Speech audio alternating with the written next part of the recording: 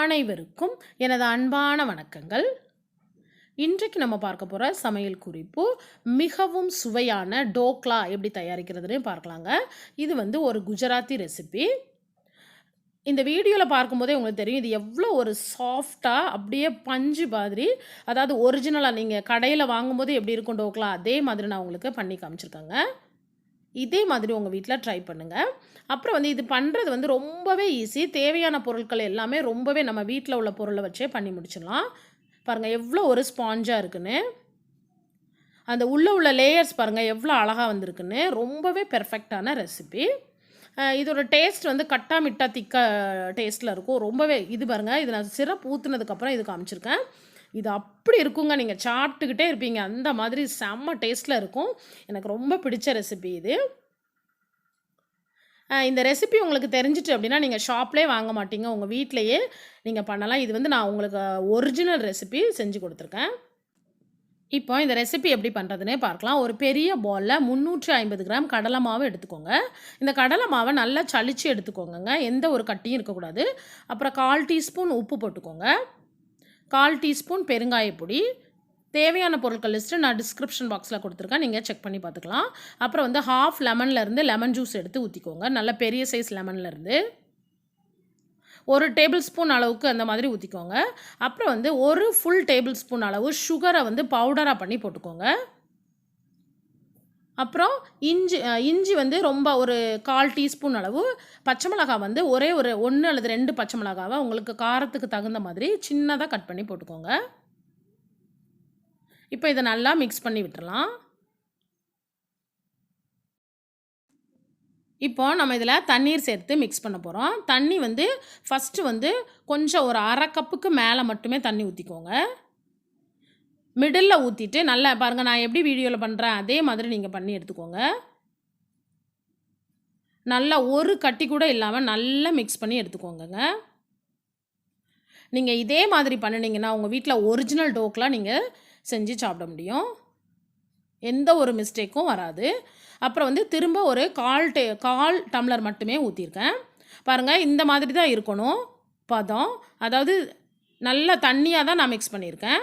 அதே சமயத்தில் ரொம்பவும் தண்ணி ஊற்றிடாதீங்க. இப்போது கொஞ்சமாக மஞ்சள் பொடி போட்டுக்கோங்க, ஒரு 1/4 டீஸ்பூன் அளவு. இந்த மஞ்சள் பொடி உங்களுக்கு வேண்டான்னாலும் பரவாயில்ல, நீங்கள் யூஸ் பண்ணலைன்னா பரவாயில்ல. பட் போட்டால் கொஞ்சம் எல்லோ கலரில் இருக்கும், அவ்வளோதான், வேறு ஒன்றும் டிஃப்ரெண்ட் கிடையாது. இதை நல்லா திரும்பியும் நல்லாவே மிக்ஸ் பண்ணி விட்டுருங்க.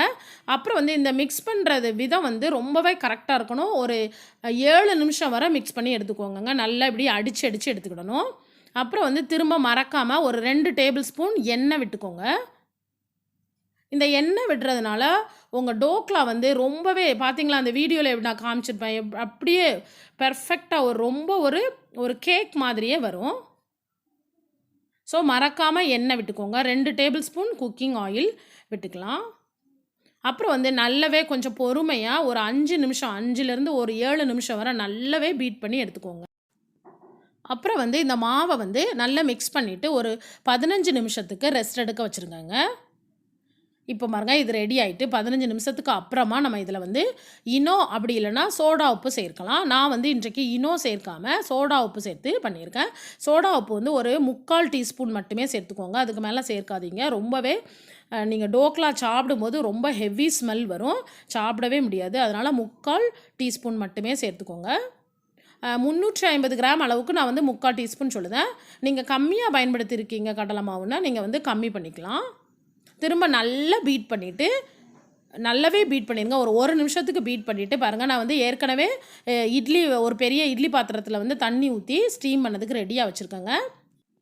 இப்போ அந்த சோடா உப்பு போட்டுட்டு ஒரு நிமிஷம் மட்டும் நல்லா கிண்டி விட்டுட்டு ஒரு பாத்திரத்தில் கொஞ்சமாக ஆயில் அப்ளை பண்ணிவிட்டு இந்த எல்லாமே போட்டுடலாம். பாருங்கள், இது இந்த மாவு இந்த பதத்தில் தான் இருக்கணுங்க.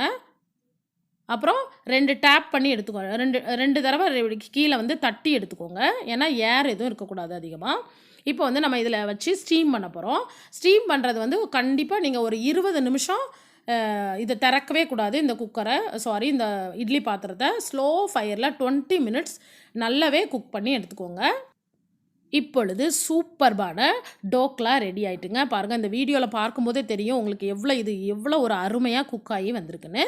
இப்போ வந்து ஒரு டூத் பிக் வச்சு செக் பண்ணி பார்த்தீங்கன்னா, அதில ஒட்டாம வந்தது அப்படின்னா, குக் ஆயிட்டுன்னு அர்த்தம். அத வந்து நீங்க சைட்ல ஒரு 10 மினிட்ஸ்க்கு ரெஸ்ட் எடுக்க வச்சுருங்க. இப்போ வந்து நம்ம தாளிக்க போறோம். தேவையான அளவு கடலெண்ணெய் ஊத்திக்கோங்க. அதில வந்து 1 டீஸ்பூன் கடுகு, 1 டீஸ்பூன் சீரகம் போட்டுக்கோங்க. இந்த தாளிப்பு ரொம்பவே செம்ம டேஸ்ட்டில் இருக்குங்க. அப்படியே கட்டா மிட்டா திக்கால இருக்கும். செம்ம சூப்பராக இருக்கும். காரத்துக்கும் 2, 3 பச்சை மிளகாய் கீரி போட்டுக்கோங்க. அப்புறம் கருவேப்பிலை போட்டுக்கோங்க. அப்புறம் கொத்தமல்லி இலை போட்டுக்கோங்க. நல்லா ஃப்ரெஷ் கொத்தமல்லி இலை கட் பண்ணி போட்டுக்கோங்க. ரொம்பவே சூப்பராக இதில் வந்து ரொம்பவே செம்ம டேஸ்ட் கொடுக்கக்கூடியது இந்த தாளிப்பு தான். அப்புறம் வந்து இதில் வந்து கொஞ்சமாக ஒரு 1/4 டீஸ்பூனுக்கு கொஞ்சம் கம்மியான அளவுக்கு வந்து பெருங்காய பொடி போட்டுக்கோங்க. அப்புறம் 100 ml தண்ணி ஆட் பண்ணிக்கோங்க. அப்புறம் வந்து 4 டீஸ்பூன் அளவுக்கு சுகர் போட்டுக்கோங்க. இந்த அளவு எல்லாமே அதாவது இந்த 100 ml தண்ணியும் 4 டீஸ்பூன் சுகர் எல்லாமே இந்த 350 கிராம் கடலை மாவுக்கு மட்டுமே நான் சொல்கிறேன். இப்போ வந்து கொஞ்சமாக உப்பு போட்டிருக்கேன். நீங்கள் அதிக அளவு கடலை மாவு பயன்படுத்திங்கன்னா நீங்கள் இது எல்லாமே இன்க்ரீஸ் பண்ணிக்கலாம். இது எல்லாமே கொஞ்சமாக ஹை ஃப்ளேமில் வச்சுட்டு குக் பண்ணி எடுத்துக்கோங்க. அப்புறம் வந்து 1 டீஸ்பூன் லாஸ்ட்டில் வந்து லெமன் ஜூஸ் மறக்காமல் ஆட் பண்ணிக்கோங்க. இதுதான் இதில் ரொம்ப அதிக அளவு சுவையை கொடுக்கக்கூடியது. அதாவது கட்டா மிட்டா திக்கா சுவையில் ரொம்ப சூப்பராக இருக்கும். இப்போ வந்து பாருங்கள் இந்த டோக்லா வந்து நான் ரெஸ்ட் எடுக்க வச்சுருந்தேன். இப்போ நம்ம இதை இந்த சைட்லலாம் இந்த கத்தி வச்சு நல்லா இந்த மாதிரி பண்ணிட்டிங்கன்னா அந்த ஓரெல்லாம் விட்டுரும். ஸோ உங்களால் ஈஸியாக எடுத்துட முடியும். இப்போ நான் எடுத்துகிட்டு பாருங்கள் எவ்வளோ ஒரு சாஃப்டாக இருக்குன்னு. அப்படி பஞ்சு மாதிரி இருக்குது. எவ்வளோ ஈஸியாக வந்துட்டு பாருங்கள். ரொம்பவே சூப்பர் சாஃப்டில் இருக்குங்க. இதே மாதிரி நீங்கள் ட்ரை பண்ணுங்கள். உங்கள் வீட்டில் உள்ள சின்னவங்கலேருந்து பெரியவங்க வர ரொம்பவே என்ஜாயாக சாப்பிடுவாங்க. உங்களை ரொம்பவே பாராட்டுவாங்க. இப்போ நம்ம இதை கத்தி வச்சு சின்ன சின்னதாக நல்லா கட் பண்ணி எடுத்துக்கலாம். அதுக்கப்புறம் தான் நம்ம இந்த இதில் சிரப்பை ஊற்ற போகிறோங்க.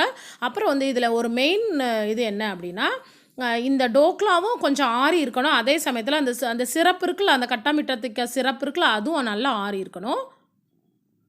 ஓரளவு அதாவது ரொம்ப சுட சுட இருக்கக்கூடாது. இங்கே பாருங்கள் எவ்வளோ சூப்பராக வந்திருக்குன்னு. அந்த ஸ்ட்ரக்சர் பாருங்கள் உள்ளே எப்படி இருக்குன்னு. அப்படி ஒரு பஞ்சு மாதிரியே இருக்குது.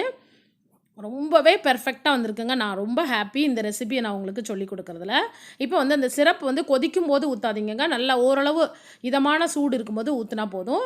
இதை ஊற்றிட்டு வந்து ஒரு 10 மினிட்ஸ் நீங்கள் அதை அப்படியே விட்டுருங்க. ஏன்னா அது வந்து சக் பண்ணி அதை அப்படியே உறிஞ்சி எடுத்துக்கிட்டு ரொம்ப அந்த உள்ளே இருக்குல்ல அந்த உள்ள லேயர்ஸ் எல்லாம் ஃபில்லப் ஆகிருக்கும் அந்த ஜூஸு.